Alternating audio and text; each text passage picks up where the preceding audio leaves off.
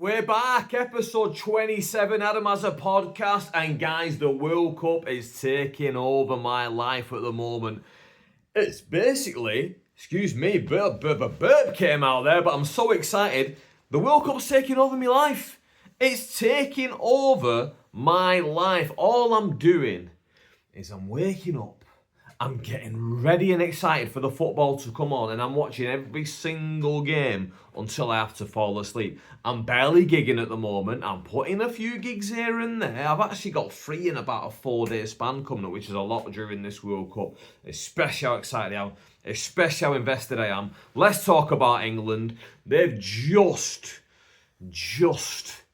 by the skin of their sacks, just snuck past Dr. Congo, the Democratic Republic of Congo, formerly known as Zaire, not known as a footballing powerhouse. I'll be honest, it's seen as a bit of a minnow in Africa, never mind in the World Cup. So when they were playing England, and in the 7th minute they went ahead, it was long. It was a tough night for the England team. And you want to know what makes it worse, guys? You want to know what makes it worse? I just told you a second ago I've not got many gigs in at the moment because it's the World Cup. It's a heat wave. People aren't running as many gigs. People aren't turning up to as many gigs. I don't want a gig, especially during the England games. Guess which genius booked himself a game during England's first knockout game? Now, it wasn't during the game. However, it was in Liverpool. And I had to travel while the second half was being played. And if anyone sitting out there right now knows, you will know exactly what happened in the second half. That's when England scored all their goals. They went into the second half 1-0 down. They went into the 70-odd minute 1-0 down. And they scored 2 in the last few minutes. I missed them both. I was straight onto X.com. Straight onto Harry Kane goal. Boom. Watch it. Lovely stuff. That was my enjoyment of it. I should have been at home. I should have been enjoying it. Maybe I should have been watching it with friends. Maybe I should have been watching it in a communal environment. No. I was watching it with Phil Milton, who doesn't care about football, who probably wants England to go out because it makes his life easier. Guys, not enjoyable for me. Not enjoyable whatsoever. I cannot wait to be able to sit, touch wood, Monday, 1 a.m. England's next game as they play Mexico in Mexico City. That is going to be a big game. It's going to be a big, bad game. There's so many games in between. I'm going to try to watch as much as possible like I've been doing. France look like monsters. Wolf, they look like a scary team. Going into this tournament, I was telling anyone who would listen, England, France and Spain are the 3 favourites for me. I don't even give anyone else another chance. Maybe Messi can pull Argentina through. That's the only team I put in 4th. And I put him in a bit of a distant 4th, but one of those 3 teams will go on and win it. Well, Spain look okay, and England are doing all right, but France look like an absolute footballing machine. Mbappe looks unstoppable, apart from one game he was stopped. And then Dembele just scored a hat-trick, and it was like, oh yeah, they've got the current Ballon d'Or holder, not just Mbappe. And then they've got Desiree Doué, they've got Bradley Barcola, they've got Rabiot playing through balls into the box, getting assists. And they've got N'Golo Kante on the bench who, when it gets into a tough game, they just need someone to sweep up in the middle of the park. Bro, I'm scared of France. I would not be wanting to play them. If I was an England player, I'd be a bit worried about playing France. Germany got knocked out. That was lovely to see as an England fan. Then Netherlands got knocked out. Netherlands are gone as well. Netherlands are a bit of a powerhouse on the international scene, but never won the World Cup. They got knocked out. First knockout round. Germany, boom, first knockout round. Exciting times. Brazil fell behind to Japan. They almost went out. They pulled it back. Belgium almost went out to Senegal. 2-0 down the last few minutes. They pulled it back. That was on as I was getting back from my gig. I tuned it in. Boom. Almost half time and extra time. I got to watch the last 15 minutes of that. Overall, I would love to be sat at home watching the games. However, I want a gig, and I am allowing myself to gig. And what I've done is I've blocked out the group games from my comedy diary, so I knew not to book any games during this time. I didn't block out the knockout stages though, and that was my mistake. And yes, now I don't need to block anything out because this next game's at 1 a.m. So if I do get a gig in the diary on Sunday, I can do it. I just want to sit home and watch the football.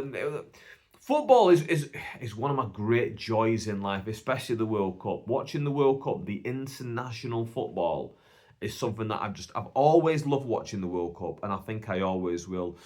Club football feels a bit soulless to me. It's all about the money, and it feels like there's no real connection to the town. These clubs don't feel like they've got any real... Besides having the name of the town in the thing, and mostly wearing the same colours through the years, I feel like they don't really have a big connection. Like Bolton Wanderers, for example, they've moved to Middlebrook in Horwich, which is like way out. People call it outside the town. Horwich is still technically Bolton, but it's the edge of Bolton. It's basically Chorley. By the way, I've got a bit of a bone to pick with Chorley, to be honest with you. If anyone ever mentions Chorley to me, I always say Chorley is where racists go from Bolton. And it's not to say that everyone who moves from Bolton is a racist, but every racist that I know who's moved anywhere has moved to Chorley. It's not a surprise. And I was walking through town the other day, and as I'm getting past two old blokes, I'm talking old blokes, 70s, maybe even 80s, and one goes, you don't see any in Chorley, and he was saying it in a gut, like that's a positive, like, oh, it's good being in Chorley, you don't see any, is it in Chorley? I thought, I was raging. I was like, if that was a younger guy, I would have wanted to confront him. But because he was an old guy, I thought, you know what? And they were finishing their conversation. They started to drift apart as I got to them as well. I thought, bite your lip, Adam. Bite your lip. Bite your lip. You don't know what they were talking about. You might have took it out of context. You've come out of context, but, you know, the context is pretty clear what he's talking about, isn't it?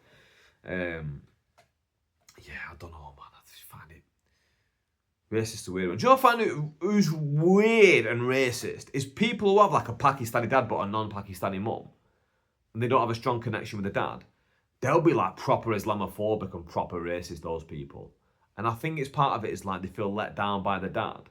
And obviously Pakistanis are looked down upon by society. Whereas like if they have the same scenario and it's a black dad and the black dad's not in their life, they don't look down on black people. They're very proud of their black heritage. But there you get a lot with these Asian people who don't have a close connection with the dad. They like to just, you know, chuck it about a little bit.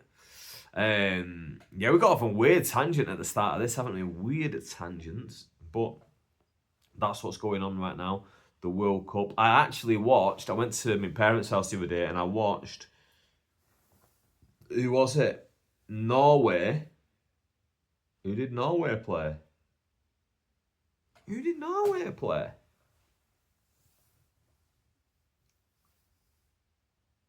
Don't remember. Oh! Ivory Coast. I watched Ivory Coast versus Norway with my mum.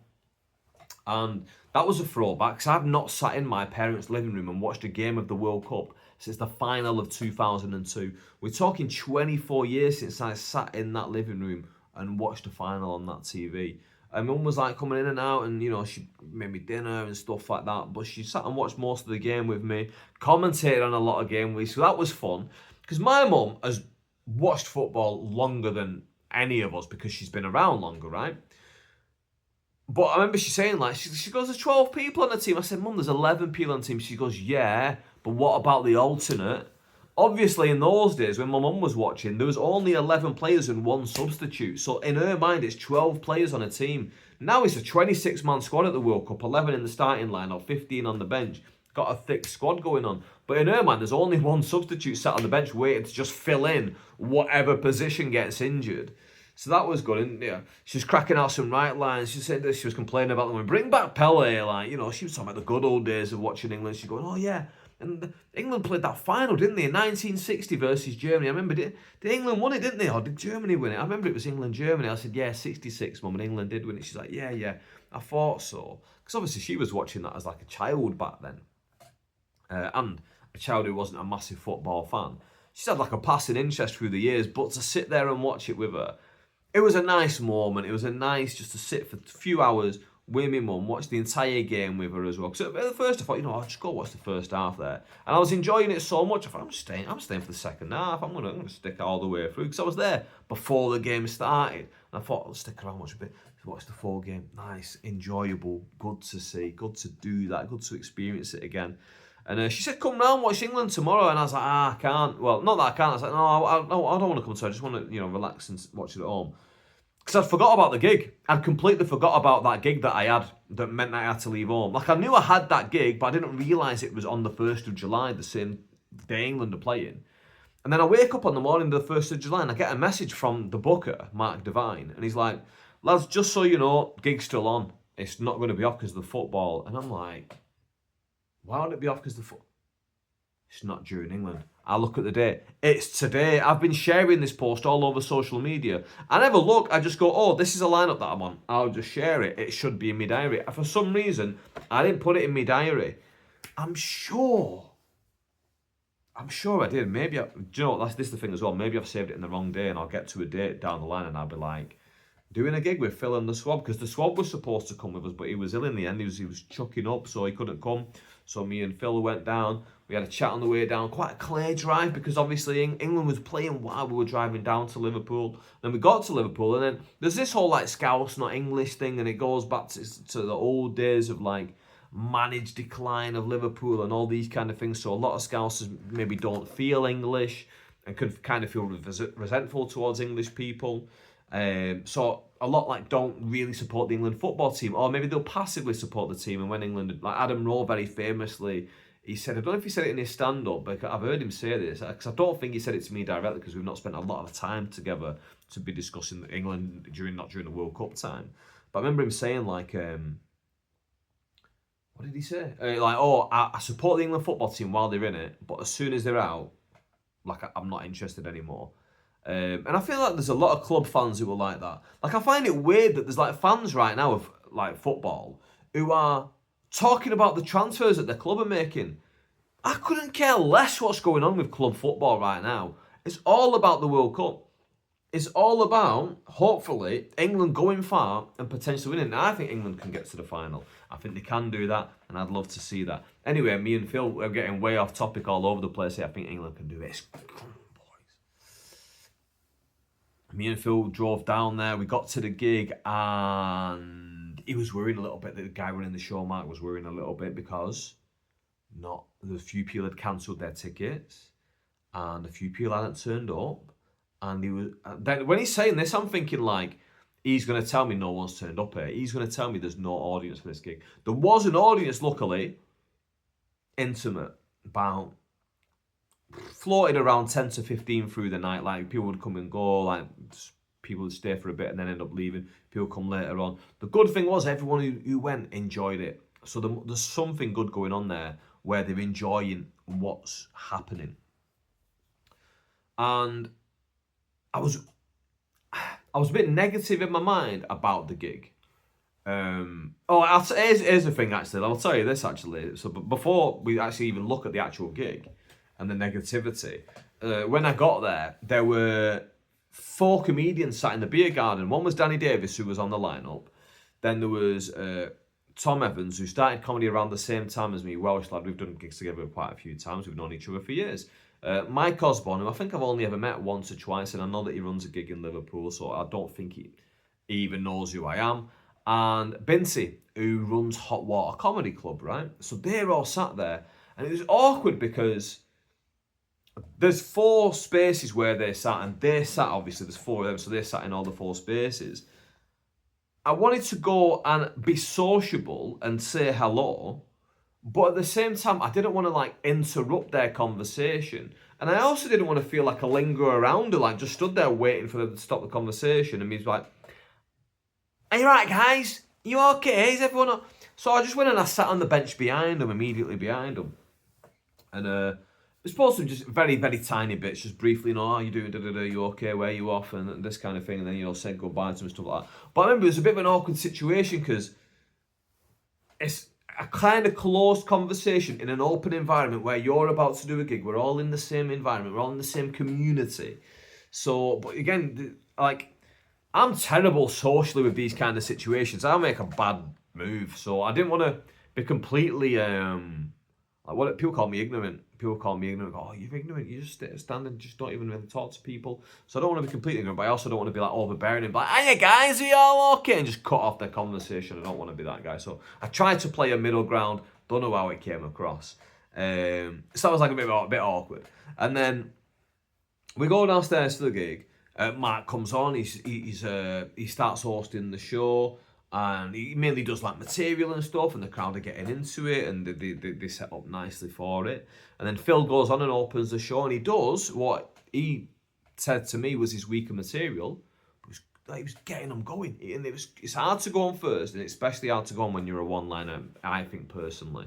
Then again, it's harder when people don't do, like he says this to me, he goes, you know, he prefers it when an MC does material. A lot of comedians do, but he goes, especially as a one-liner, I prefer it. So obviously, I might get a lot of material at the top, lots of jokes, a lot of pre-prepared jokes. That's what material means. So then when Phil went on as a one-liner next, I guess it made it a little bit easier for him to settle in. But I thought he did a good job, man. I thought he did a good job straight away.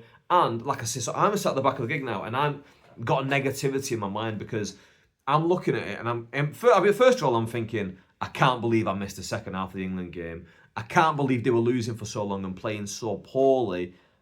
And I can't believe I missed the turnaround. I'm thinking this and that. And then I'm thinking, and I've come here, and I thought no one was going to be here. But there's people here, let's say 15 people in the audience sat there for the comedy. Cool, let's go. Phil does his thing, nice. I'm now, like, this is okay. I'm thinking it's okay. It's all right. Not super ideal. Would I have rather watched the football? Yes, I would. Second act of the night might have been Will Smith. Now, he does a lot of material, obviously, about Will Smith, the famous Will Smith, and obviously him having the same name. And the crowd absolutely loved him. And I'm sat there and I'm thinking, that's a decent crowd, this. The crowd are not sandbagging him here. You know, it could be difficult. Warm day, England have just played. Not a massive crowd. It can be difficult, but the audience going, nah, we're getting well into this. We're getting well into this. There's one couple actually who weren't, but they left in the first break, luckily for the rest of us. So he went up. Like I say, they loved him. Next, after the break, we had 3 acts after the break. We had, I think Danny Davis went on first. And I've not seen Danny for a long time. He's a nice lad as well, to be fair to him. He's a nice lad. Like, I remember maybe the first couple of times not really speaking to him. And then one time I did see him and, you know, we were chatting on a little bit. And then we did a gig together in Ormskirk, I remember, about 3 years ago. And I remember he was at the back of the room laughing very loudly at my jokes. And I thought, you know what?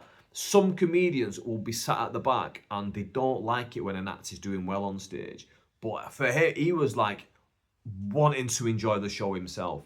And I was seeing that from him when other acts are on stage and he was really laughing. And then when he went on stage, I'll be honest, he was a little bit tipsy he was. And the charisma that he had, I was very impressed with watching him. I was very impressed with watching him because it felt like with the level of tipsy that he was, I don't know how much control he had specifically over what he was doing. However, as like in anything, you start to go into autopilot a little bit, and if that's him sinking into autopilot, and he had that charisma, and he had some beautiful pauses, pregnant pauses. I don't know if he does that regularly in his act, but if he doesn't, he needs to start putting that in because what I saw there. Charisma was very good, and that will carry you a long, long way. If you've got that level of charisma at every gig, that will take you a long way. Next up was his name's Jay. I'm pretty sure his name's Jay, and I forgot his surname, but he's got a long beard.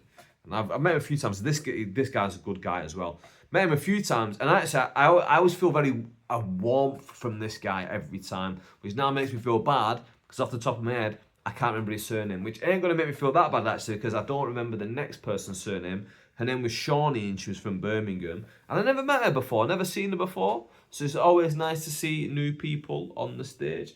And then I was up last. And now, so the audience through the night were good.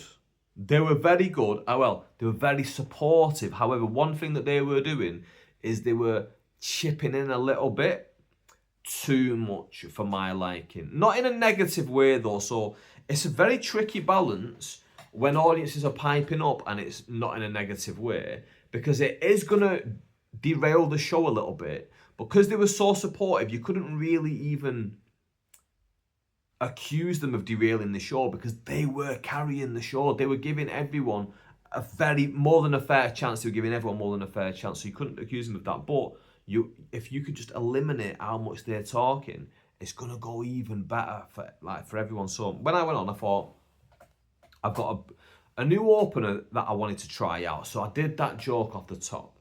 And I fumbled it a little bit. I fumbled the joke a little bit. When we got round to it, it got a little bit of a laugh and people enjoyed it a little bit in the room. But I need to get that better, and I need to get better at telling that. So I'm going to probably do that a lot more when I'm on stage. Then I was trying to get into material, and I've quickly realised the audience are still getting involved a little bit too much. Okay, not a problem, because it's not in a negative way. They're not shouting out horrible things. They just are shouting out because they want to be involved. Now, the front row was 3 18-year-olds, just finished college, off to uni in the summer. There's 4 at the start, one of them had to leave. Now, they hadn't really come for the comedy. They were just walking past, and Mark said, listen, we've got a comedy show inside. A few people have cancelled the tickets. Do you want to come inside? They came in, so they sat front row. And so I'm now doing crowd work with them. I'm asking them, because I just assumed they were uni students, to be completely honest. But because listen, when you look at them and they're 18, I can't tell if they're college students, uni students. You know what I mean? Whatever. So I'm chatting with them. Oh, what are you doing? You're at uni, you're studying, da da da da. And then they're going, oh yeah, I want to do this, I want to do that, etc. etc. Having a fun time, just bantering them back and forth. Behind them, there was a couple. Now, this couple had come specifically for the comedy. They'd paid for their tickets online. They'd come down just for this. They'd seen it advertised on Skiddle, wanted a bit of a date night, saw it, thought, hey, let's check that out. They, again, really supportive. The guy was really supportive, but he was shouting out so much, man. But again, it's hard for me to have a problem with it, because he was a decent lad. He was a decent, and he even came up to him at the end, and he apologised because he thought that I'd taken something he'd said in a negative way, and I tried to I have a joke about wrapping things up, and I did it with 30 seconds left. And then after I said the joke, he went, yeah, you wrapped it up, yeah? Or, yeah, wrapping it up, yeah? Something like that. And then I looked at me watch and I went, yeah, I'm actually wrapping it up now. But I think, so what he thought, that I thought, that he was saying, wrap it up, lad, get off the stage, which I understood what he was saying because he was a little bit drunk. And I'd said to him, oh, pipe down, your time's finished earlier on. And we're having that back and forth. I think he felt bad, and so he came up and apologised. I said, no, I understand, I get it, it's fine. So these are the things that was going on there. So that couple was there, they were nice. She worked at Alderhay Hospital. He was a pipe guy for water pipes, gas pipes, something like that. There were 4 lads in the audience who worked in hospitality. Who else was in the audience? I'm trying to think who else was in the audience. I'm trying to look around the room in my mind mentally, but I can't see. But they were the main people. Again, bantering around back and forth with them. And I had a lot of fun just playing tennis with them and joking around with them. And the 20 minutes went so quickly. I had so much fun when I was on stage. And got me back in the mindset of, after, because I had a week off last week because England had 2 games. No gigs could go into those 2 days. And the other 5 days, one was a Monday, one was a Wednesday. It was a Sunday. It just didn't really fall in the rest of the day. So with that time off, you maybe feel a little bit rusty. You feel like you're a bit out of it. Boom, I feel straight back into it now. I feel straight back into it now. And I've got 3 gigs coming up this weekend. Friday, Bradford for Howard Walker. Looking forward to it. Saturday, Sheffield Gentins Casino for Daniel Innes. Me and Daniel gig so much for Daniel Innes. Really, really appreciate him. I really appreciate anyone who not just runs lots of shows, but he genuinely takes a pride in his shows, and he, in his mind, every show that he does is the best comedy night in the UK. And because he holds it to that standard, they are, for basically every time I think I've ever gigged for him, they've been very good nights. Now, obviously, not every gig of his is going to be the best comedy night in the UK, but like I said, because he holds it to that standard, they're all very good. And I don't think anyone would be disappointed with going, do you know what, every one of our shows is very good. And sometimes I gig for him, and they are amazing. They're amazing gigs. And especially when I was starting, I was doing some of his gigs, I was like so enthralled with his gigs because they were so good. And I'd be doing like an open mic to 15 uninterested people like the day before. Then I'd do one of his gigs to like, let's say 70 odd people in a capacity 60 odd place. Standing room, people standing at the back, and then you do it and everyone's loving it and everyone's up for it and everyone's telling him, I can hear him on the way out going, oh, when's your next one? We're going to be at the next one and all this stuff. Great stuff. So looking forward to doing that one for him on Saturday. And then, Monday, it's one of my own gigs again. Comedy Loft House back on the scene. We're running a gig at 151 in Bolton, the Pokemon card shop. I gave free rein to James, who runs the Pokemon card shop. He's a big fan of stand-up comedy. I said, right, who do you want on the lineup? He went, I want Danny McLaughlin headlining. I went, I will do my best. Message Danny. We've got Danny headlining. It will be beautiful. I said, who do you want to open? He went, I will love Jack Kelly opening. Him and Jack went to school together, a couple of years apart, but he went to the same school. Boom, okay. I'll message Jack. Got Jack on board as well. Then, in the middle, we've got Matt, who runs Comedy Loft House with me, and we've got, boom, I put that out to the comedy universe. I said, who wants to do this? This is the fee, this is the date, this is where it is. Let me know if you're available. Send me your clips. Everyone who sent me a clip, I sent every clip over to James. He treated it like homework. He sat there, he watched every single one that night, and he said, I want Phil Milton or blank, this other person. I said, right, not a problem. You just tell me which one you want. And he decided on Phil Milton. Boom, Phil got booked. Phil will be in there with me, Jack, Matt, and Danny. That is going to be Monday nights, 151, the Pokemon card shop, have their very own comedy night. And I hope it goes well. Now, James has got a lot on at the moment. So, has he sold it out yet? No, he's not. Has he promised me it'll be a sellout? Yes, he has. Is the fee going to change if he doesn't sell out? No, it's not, mate, because I told you from the get-go, if you want a gig, I'll give it to you. But this is the price. If you want to line up, I even let you choose it yourself. I'll do all that legwork for you. But that is the price. You need to sell those tickets. So we'll see how we get on. We'll see how we get on Monday night. That is the next gig. And it's hopefully going to be a good one. I hope it's going to be good, and I hope it's a success for them as a business. I hope it brings more business to them. I hope it raises awareness of their branding, and more people can travel in from all over the place because they find out there's a Pokemon card shop in Bolton that's got a good reputation. That's what I want for them. And I know they're good lads who run it. They're good lads who run it, so I do wish them the best, and that's why we're doing business with them. Sad news from the comedy world, though. Sad news is a comedian, I believe his real name was Paul Snedden. Again, I don't know for sure what his real name is because I only know him as his character name, Vladamir McTavish. And I only met him a couple of times. We did a weekend of gigs. I did a week of gigs in Berlin in maybe 2022. And Vladimir did the weekend at the club in Berlin, and I was at the same club, so we had that time together there, which was nice to hang out with him for a couple of nights as colleagues. Then I got to chat with him a little bit, and I thought, very friendly bloke, because that was a time where really not a lot of professional comedians would give me the time of day, especially comedians who'd been going like decades. They don't really give you the time of day because you're like, at the time I was about 3.5 years in, like you're a glorified open micer if anything above that at that stage. Like you're trying to get places, and he was a lovely bloke to chat to.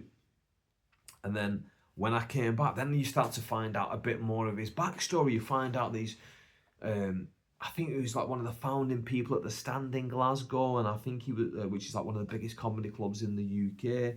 You find out that he's been like a mainstay at the Edinburgh Fringe Festival for like 30 years. I don't know if he's done a show every single year, but he's done like a lot of them. Like BBC wrote an article about him, and yeah, to hear that he'd passed this week, it's sad. I don't know how old he was, but bless him, you know, thoughts to his family and all that kind of stuff, because it can't be easy.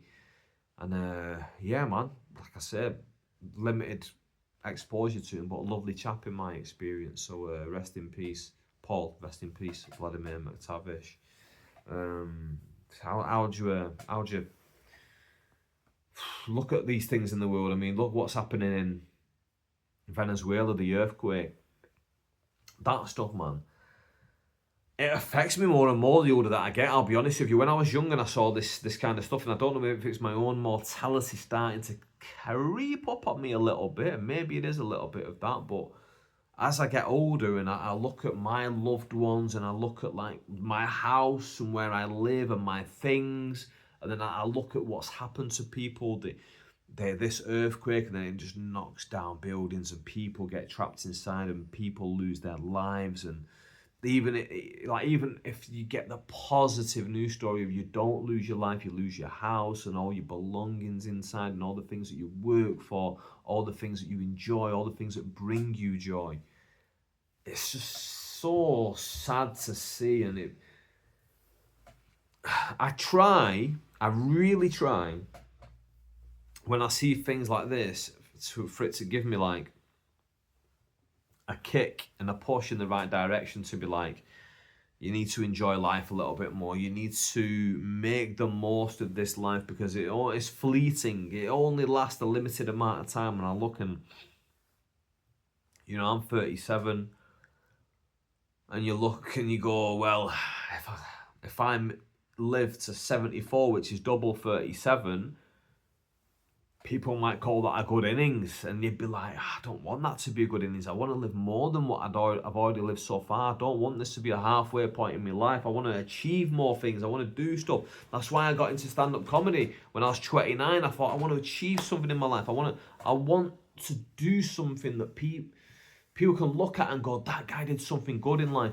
I've never been the kind of guy to find satisfaction from a day job. I've never been the kind of guy who's going to make it in the corporate world. I'm going to climb the ranks of some business and be like sat there and go, oh, we made £3 million this year for the company, and I'm in charge of that, so I got a nice hefty bonus. And now I've got my... I'm not the kind of person who sees personal valor in that. I do understand the valor in it, but I don't see the personal success in that. Me personally, I would rather do something more in the public eye for people's enjoyment than just to raise money for something. So like, I don't know, let's say if I had the choice between making 10 million career earnings by making a fizzy drink that just rots kids' teeth, but they all really love it, and like it makes them all sick eventually because like they can't stop drinking it and they get addicted to it. Or I could make 1 million career earnings from stand-up. I'd take the 1 million from stand-up. 1 million as we get further and further in life, that ain't going to stretch far, unfortunately. It'd be great to have it all at once, but you'd get it slowly over the course of the years. But I would take that 1 million from doing something that I enjoy, bringing joy to people, than something as shallow as that. But that's the thing, that there's no right or wrong answers, but people find their own satisfaction in life and their own satisfaction in work and stuff. But for me, stand-up is just a way that I could like bring people joy. Like the amount of like, and I take it for granted a little bit, and I guess doing this podcast is a good chance for me to kind of take stock. But over the last month, and I've mentioned this last time, but having about 8 million, 9 million views on social media, and the amount of comments of people going, you make my day, your videos make my day. Like, they might just be saying it might just be something that they say, or it might be the truth for some people that they do really enjoy watching my videos every day that I drop one, and they go, I love this, I can't wait for him to drop more stuff. And it's so fulfilling for the soul that you can bring joy to other people. Now that doesn't put money in my pocket. The fact that I've got 9 million views, I don't know how much I'm going to make this month on TikTok, but I'll tell you, it ain't going to be a lot. It ain't going to be enough to probably get me a flight somewhere, or at least not that far. I might be able to fly to like France maybe, but it ain't going to be a lot of money. But the satisfaction of bringing happiness to people is big for me, and it is something that I do find joy in. And I think a lot of a lot of my life, I don't think, like, I'm not a big service to others kind of guy, or should I say I've not been historically, but finding this and finding a way that I can bring service to others by bringing joy to them and happiness to them, it is something that I like. And it does filter into other parts of my life, and, you know, going, spending time with my parents. I like doing that because I know that it makes them happy. It's not just a selfish thing. It's not just this, I'm going to enjoy this because I'm going to go spend time with my parents. Mum's going to cook me some good food. They can enjoy, like, we can both enjoy it. It's like a mutually beneficial thing. And when I look at these negative things in life, I like to try and find the positives and try and find, like, right, how can I now find joy in life? And that's what I want to bring joy to the people that I know and stuff. And I am always trying to make people laugh. And even in my personal life, I try to make people laugh all the time. And even my mum and dad, like, I'll be at my mum and dad's house and, like, I'll make jokes and whatever. And it's good, man. It's good to do that and to bring happiness to people. And I was having a conversation with someone today, and they were telling me they were a people pleaser. And I don't think that I'm a people pleaser. However, I do like to bring happiness to people. So, like, I think if you ask me to do something and I don't want to do it, I won't do it. However, if I can bring you happiness in a way that you didn't expect, I don't mind doing that. Does that make sense? Like, if I kind of want to do it on my own terms, which probably is a more selfish way of doing it, to be completely honest. But that's me. Let's talk about something different. New WWE champion Sami Zayn. They changed the title for the first new champion in about 4 years. They've swapped it a few times, but it's been to people who'd already won it in the past. Sami Zayn, if you don't follow wrestling, let me just tell you this love story. Let me give you the lore. Let me give you the backstory. So Sami Zayn is this guy from Montreal, Quebec, Canada, to Syrian immigrants. He's a Muslim. And he worked on the indie scene for probably about 10 years, I believe. And finally, after 10 years of grafting it out on the indie scene, as this character named El Generico, which means the generic in Spanish, or something similar. I'm not an expert in Spanish, I just speak passing Spanish. That was his character. And he would fly around like a luchador a little bit, because the Mexican wrestlers have that kind of different high-flying kind of style. But it was kind of that in-joke of nudge, nudge, wink, wink. Like, yeah, we all know that that's not a Mexican under that mask. We all know that. And, like, he would cut, like, promos in broken Spanish and stuff like that. So he did that for years. When WWE signed him, they were like, nah, we don't want the mask. We want you. We want you to be a character, with a face who can talk and say stuff on the microphone. And that's what they hired him as. So they took the mask off. They named him Sami Zayn, and, you know, he's moved his way up, and he's moved his way up to the point where now he's the first Muslim wrestler to hold the WWE title in my lifetime. The last one was the Iron Sheik, and he won it and lost it in '84. I wasn't even born then. So the fact that we have got a Muslim WWE champion now, like, if I was a kid, that would have given me so much of a, like, push. And maybe in the modern world, if I was like an 8-year-old now, or 12, maybe, well, not 12-year-old, but if I was an 8-year-old and I'm looking at that, maybe I'm thinking, because I was thinking anyway when I was a kid, I want to be a wrestler, but I never really thought I could do it. But to see a Muslim, the child of immigrants, I'd look at that maybe now and I'd be like, that could be me. I could be a champion. I could be a real wrestler one day, and I could really, really go for it. And that's my love. Like, that is my love in my life, is like wrestling since I was a kid. It's the thing that I absolutely adore it. And for all the hatred that I've had for certain things that have gone on, you can look at Benoit, you can look at Vince, you can look at stuff like that. For Ring Boy scandal, all that horrible stuff. Like, I just love wrestling so much. It just brings me so much joy. Even when it's not good, I can really enjoy it. And a lot of people complain because this happened in Saudi Arabia, so they were saying, like, oh, they've only done it because it's in Saudi Arabia, they've made a Muslim champion, he's going to lose it soon. I don't care. The fact that he's won the title, that for me is legendary. That for me is amazing. And the fact, it fills me with, like, joy for, like the next generation, that they can look at that and, like my cousin's kids, if they want to be wrestlers in the future, they can go to wrestling school.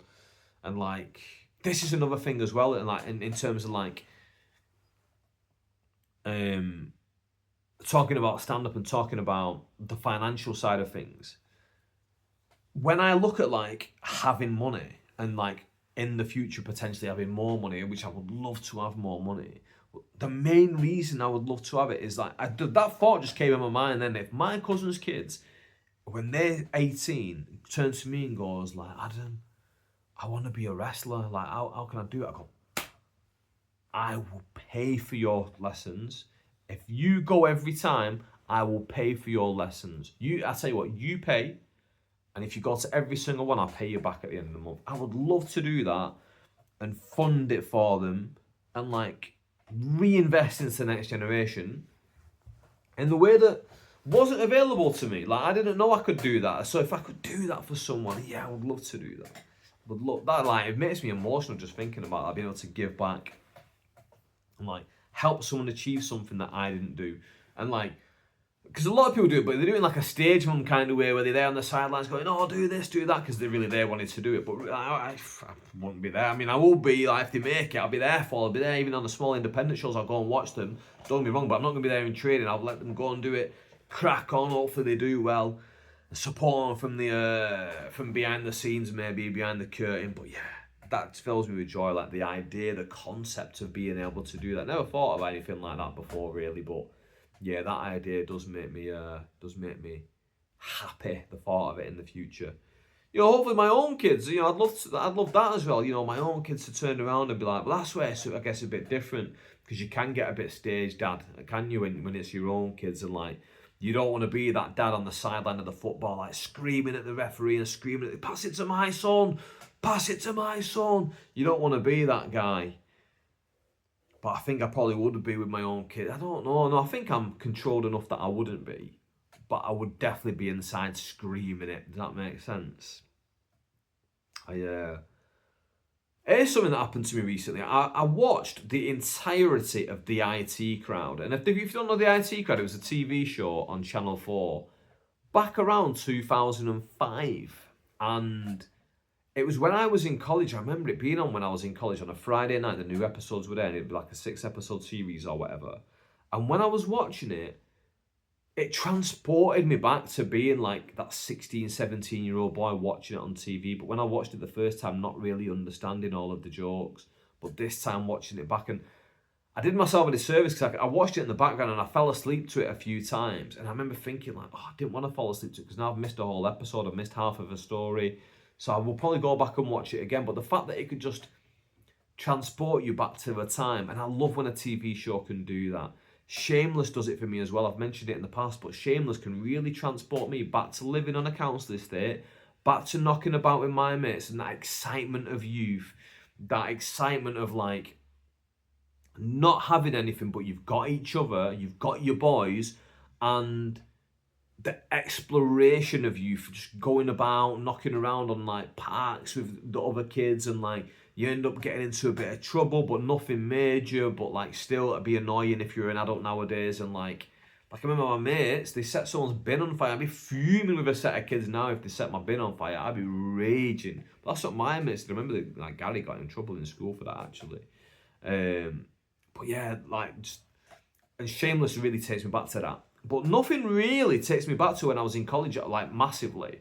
But that, watching the IT Crowd really, really took me back to that, sitting on MSN Messenger, talking to my mates on there every night. And because I'd like to look back and be like, oh, when I was a teenager, 16, 17, I wasn't like these kids now, are they just at home all day on the computers? No, I was. I was at home a lot when I was in college, just chatting to my mates online. And these are dial-up days. I'm talking, if you want to use the house phone, Adam, get off the internet. I need to phone your uncle in Manchester. And all your dad needs the phone and all that kind of stuff. And they were like, I'd sit and just make idle chat with my friends. And like, I don't remember specifically like, but I would have been talking to like an amalgamation of like the lads that I went to school with, who I went to college with. Like definitely Damien, definitely was chatting to Damien on there. Chris probably as well. Marcus definitely, was always talking to Marcus. I can only imagine the amount of hours me and Marcus spent chatting to each other on MSN Messenger. Some of the girls who used to get the college bus with us, like Harriet, I think I used to talk to Harriet on there. This girl called Lauren who didn't even go to our college. Chloe, who didn't go to our college, but she was friends with some of my friends, Vicky and Vanessa and Fiona. Like, that, just watching the IT Crowd, being at home on a Saturday night, on a Friday night, sorry, watching that, being on MSN Messenger. When in reality, I should have been out. Like, but my parents were strict as well. My parents were strict. I had to be home by 9 o'clock, even when we're talking 17 a.m. when I'm at home and that. I could have asked to stay out longer, but like I would have got a disapproving look from my mum and like, yes, I didn't really stay out that long a lot. I probably did, but not a lot of the time. Most of the time, if you were to roll back onto a random day in 2005, the chances are I'm probably sat at my computer on MSN Messenger rather than being out the house, to be completely honest with you. But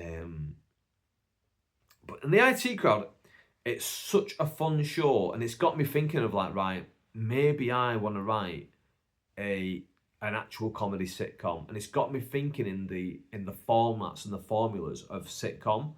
And I've not really written a sitcom before, because I've written a few little like TV show ideas, but this is something that I could probably put my mind to, and over the course of an afternoon, like, or at least a few days, plot out 6-episode story arc and character development through the things and character arcs and all that kind of thing.